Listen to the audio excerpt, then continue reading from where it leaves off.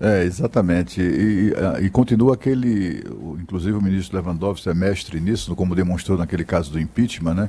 Eles continuam mestres de só ler só prestar atenção num trecho do artigo, né? Assim como eles fatiaram o artigo da Constituição para beneficiar a ex-presidente, também dessa forma eles só leem um trecho do artigo que trata desse mesmo assunto, né?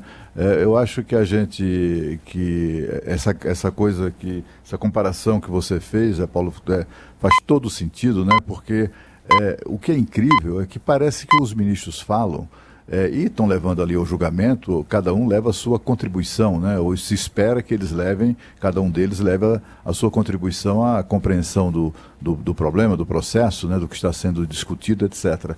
Mas é assim, essas contribuições são solenemente ignoradas por todos os ministros. Eles estão ali, mas não estão prestando atenção no que os caras estão dizendo, né? É assim, é constrangedor a gente assistir, como assistiu ontem a ministra Rosa, o ministro Lewandowski e tal, repetindo coisas que foram assim, enfaticamente desmoralizadas no voto do ministro Luiz Roberto Barroso na véspera. Na véspera, né? O ministro, inclusive, diz sobre essa questão aí da presunção de inocência e tal, né?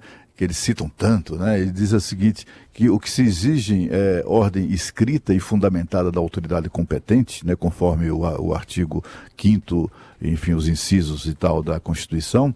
A presunção de inocência é um princípio e não uma regra absoluta que se aplica na modalidade do tudo ou nada.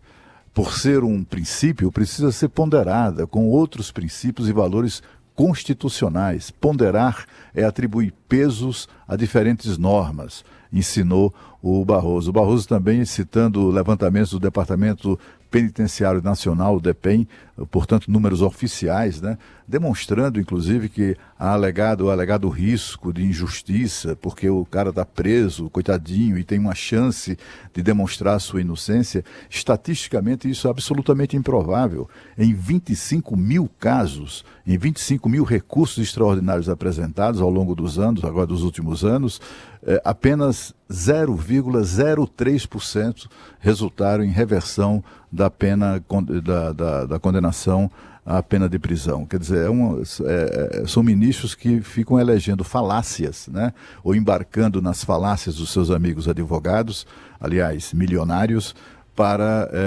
defender teses que estão absolutamente já foram colocadas por terra.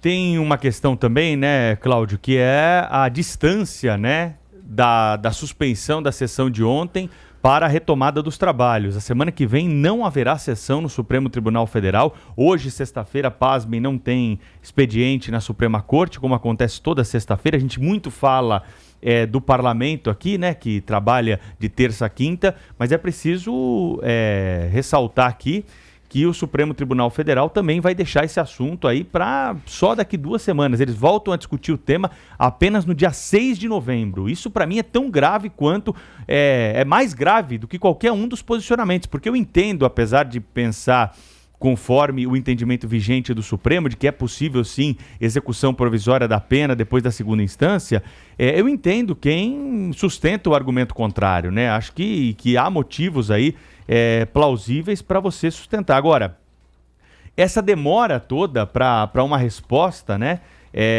Para um julgamento tomando aí 4, 5 sessões da Suprema Corte, para mim é demais. Os ministros deviam ter programado isso para dar uma resposta rápida. E fica a pergunta se o Supremo não vai voltar ao tema nos próximos anos, uma vez que os 4 ministros que estão aí para se aposentar têm posições parecidas nesse assunto. O ministro Celso de Mello, o ministro Marco Aurélio Mello, o ministro Gilmar Mendes, o ministro Ricardo Lewandowski. Eles são ministros que estão aí para se aposentar nos próximos 4 anos, durante ainda o mandato do presidente Jair Bolsonaro e do início do próximo mandato do próximo presidente da República. Então, é uma questão inédita na história do Supremo.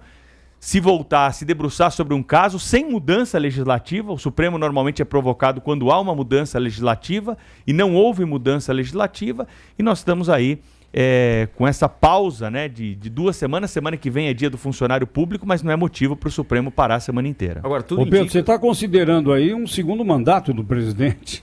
Não, eu estou dizendo o seguinte... Nesse primeiro mandato dele, só 2 ministros, os Melos, eu tô falando que se aposentam. Nos próximos 4 anos, né, daqui para frente, não do início do mandato do presidente Jair Bolsonaro. Sim, mas nesse mandato de Bolsonaro são 2 que são se 2, aposentam. o Celso de Mello no ano que vem e depois o Marco Aurélio Mello. Aí na sequência, em 2023, no início do próximo mandato do Bolsonaro ou do próximo presidente da República, dependendo da eleição de 22, mais 2 ministros saem do Supremo. E todos esses 4 têm o mesmo posicionamento. Será que daqui 4 anos nós vamos estar debruçados sobre o assunto de novo? Agora, essa é uma preocupação. Tudo indica que a decisão vai ficar com o presidente Dias Toffoli, né? Porque... Sim.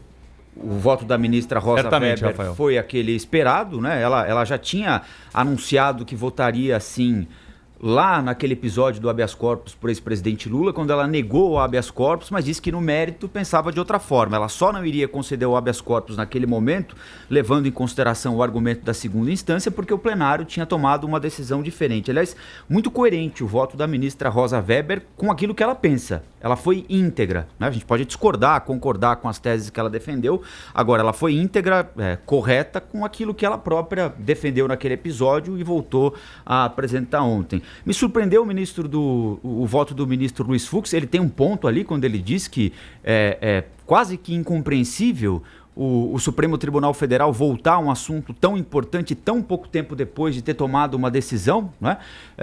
Porém, e que isso emana insegurança jurídica para a sociedade, isso é incontestável, mas ao mesmo tempo ele usou determinados argumentos ali exemplos, por exemplo, dizendo que essa decisão colocaria na rua o casal Nardoni, enfim, sabe, ele entrou num tom ali meio popularesco que não parece fazer sentido no plenário do Supremo Tribunal Federal. Repito, sempre respeitando os argumentos contrários. O casal Nardoni, por exemplo, foi preso desde 2, 3 dias depois do crime, nem me lembro quantos dias depois do crime, mas eles estão presos uma semana, antes do julgamento em primeira instância, quer dizer, não faz o menor sentido. Então ele quis dar alguns exemplos para tentar apavorar a população e passar a impressão de que vão abrir a porta da cadeia e soltar estuprador, soltar assassino, o que não é necessário, porque continuará o juiz autorizado a prender um determinado indivíduo em qualquer momento do processo, se ele, por exemplo, entender que o indivíduo representa periculosidade na rua, está atrapalhando o processo. Então, eu confesso que o voto do ministro Luiz Fux ontem, acho que saiu um pouquinho, ficou um pouquinho fora da curva, do nível dos votos anteriores apresentados no Supremo Tribunal Federal. O ponto que eu tenho aqui, Rafael, do que você está dizendo, é que o Fux jogou para a torcida, né? E é essa torcida que é um dos elementos ruins desse episódio, né?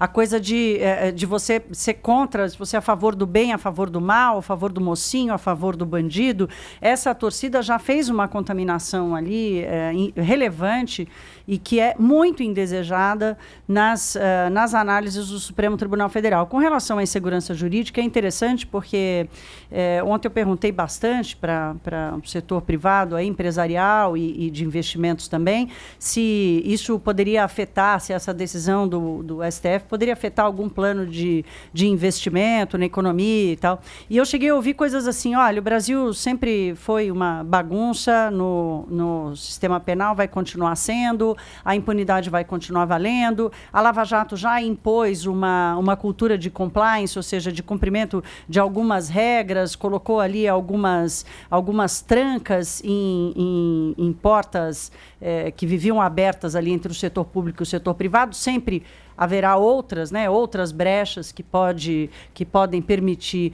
que a corrupção continue, mas há um entendimento de que a Lava Jato já conseguiu botar cadeados na porta e que quem olha para o Brasil hoje do ponto de vista do investimento em infraestrutura, que são investimentos de longa maturação, com muito desembolso, muita alocação de muito dinheiro, bastante capital, não está preocupado com o que vai acontecer agora, se o presidente Lula vai ser solto, se vai valer prisão em primeira instância, segunda instância. Eles estão de olho em outros marcos regulatórios. Agora, claro que, olhando para o Brasil como um todo, vai continuar a percepção de que a insegurança jurídica como estrutural do Brasil vai continuar imperando aqui. O que importa é se ela vai ficar no âmbito dessa coisa da torcida, de quem fica preso, de quem fica solto, ou se ela vai avançar com um peso importante para a discussão do ambiente de negócios e de investimentos de longo prazo.